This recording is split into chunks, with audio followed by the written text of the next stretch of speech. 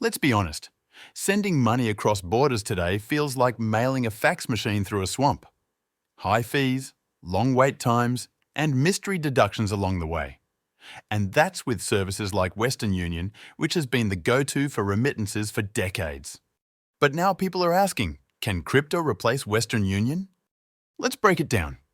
Western Union and similar services move billions of dollars every year, mostly sent by migrant workers sending money back home. These people aren't buying NFTs or staking DeFi tokens. They just want to send $200 to their family without losing $30 to fees and waiting 4 days. This is exactly where crypto could shine. Imagine this. Instead of going to a physical kiosk, showing your ID, paying a hefty fee, and hoping your cousin in Nigeria gets the money by Thursday, you just scan a QR code, send stablecoins like USDT or USDC, and it arrives in seconds. No middlemen, no banks, no mystery fees. It's fast, it's cheap, and let's be real, the blockchain doesn't take a lunch break. In places like El Salvador, Argentina, Nigeria, and the Philippines, people are already doing this.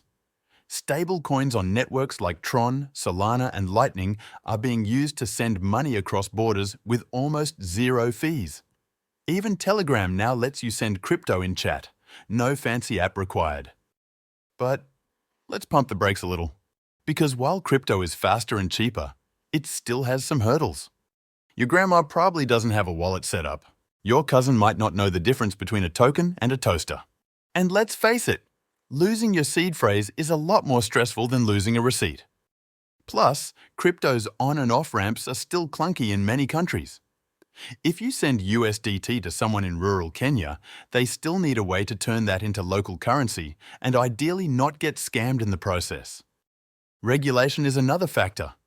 Governments are still figuring out how to treat crypto remittances. Some are embracing it, others are trying to ban it harder than pirated movies in 2005. And of course, volatility is a thing. If you send crypto and the price drops 20% before it's cashed out, well, there goes the grocery money. That's why stablecoins are the real MVP here. They're pegged to the dollar, fast to send, and way more practical than Bitcoin for daily transfers. Networks like Stellar, Tron, and Layer 2S on Ethereum are making it more accessible every year. So, can crypto replace Western Union? Not entirely. At least not yet.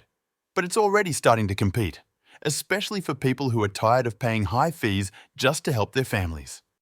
Crypto doesn't need to overthrow Western Union overnight. It just needs to be a better option for the people who need it most. Faster, cheaper, and easier to use. And if that happens, well, Western Union might want to start learning how to use MetaMask.